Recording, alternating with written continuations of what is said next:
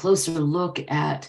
the different attachment styles and what happens to children when they are not given enough secure attachment, and where that kind of lands them in terms of being dysregulated. And then we will spend really the majority of our time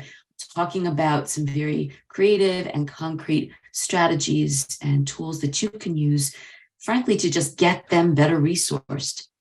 If you're familiar with the work of Bessel van der Kolk, one of the preeminent neuroscientists and researchers in the field of trauma treatment, Bessel has gone on record as saying that he believes the single most important thing that we can offer our clients in therapy are tools for affect regulation. And if they don't have that, as a foundation to whatever subsequent therapeutic work that you do with them, they're really going to struggle with being able to synthesize and integrate other stuff that we're wanting to teach them.